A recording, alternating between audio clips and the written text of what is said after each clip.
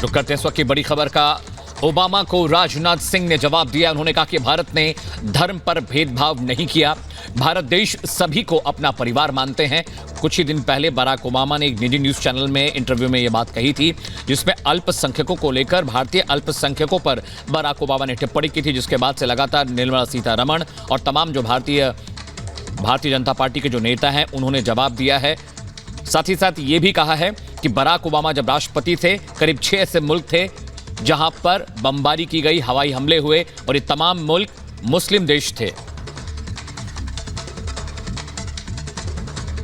Sir, प्रधानमंत्री नरेंद्र मोदी इस वक्त जिस तरह से यूएस से वापस लौटे हैं, कहीं ना कहीं आपने भी बात की कि जो ट्रेडिशनल पावर्स हैं उनके साथ हम जो है अलायंस में आ रहे हैं, चाहे आर्म्स डील हों या बाकी चीज़ें। लेकिन उस बीच जो यूएस के पूर्व राष्ट्रपति हैं ओबामा, उन्होंने कहीं ना कहीं भारत को जो है माइनॉरिटीज़ पर सीख देने की कोशिश की है। किस तरह से देखते हैं, जब प्रधानमंत्री वहाँ पे थे, एक तरफ बाइडन जो है उनका स्वागत कर रहे थे, तो ओबामा जो है एक डिफरेंट लाइन लेकर कहीं ना कहीं सबक सिखाने की कोशिश कर रहे थे इंडिया को माइनॉरिटीज़ पर। ओबामा साहब को मैं समझता हूं कि यह बात नहीं भूलनी चाहिए कि दुनिया का अकेला देश यह भारत है। यहाँ के रहने वाले ऋषियों और मनीषियों ने भारत की सीमा में ही रहने वाले लोगों को अपने परिवार का सदस्य नहीं माना, बल्कि सारी विश्व की धरा पर रहने वाले लोगों को अपने परिवार का सदस्य मानते हुए वसुधैव कुटुंबकम का संदेश दिया। हम हिंदू, मुस्लिम, ईसाई, यहूदी इस नाम पर कभी भेदभाव नहीं कर सकते। भारत के सेकुलर कैरेक्टर को समझने की लोगों को कोशिश करनी चाहिए। मैं दावे के साथ कह सकता हूं, मुस्लिम कंट्री में भी इस्लाम के जो 72 सेक्ट्स होते हैं, 72 जो फिरके होते हैं, मुस्लिम कंट्रीज में भी नहीं मिलेंगे।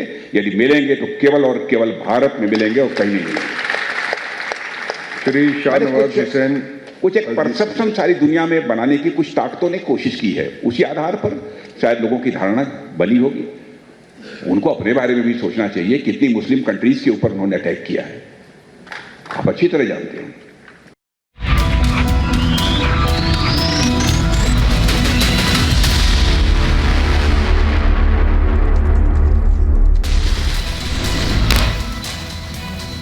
गुजरात के मोरबी में गैस सिलेंडर गोदाम में विस्फोट, धमाके के बाद लगी भीषण आग, इलाके में मचा हड़कंप।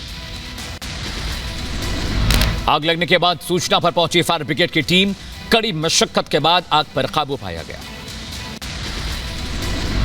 दिल्ली के प्रगति मैदान के पास बंदूक की नोक पर लूट की वारदात, कैब को रोककर बाइक सवार बदमाशों ने लूटे करीब 2 लाख रुपए।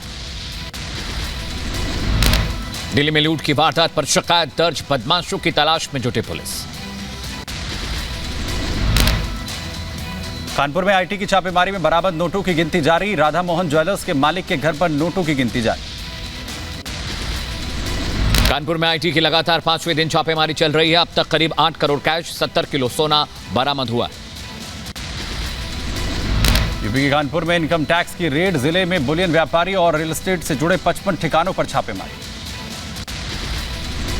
जम्मू कश्मीर में टेरर फंडिंग को लेकर एनआईए की छापेमारी, पुलवामा, कुलगाम और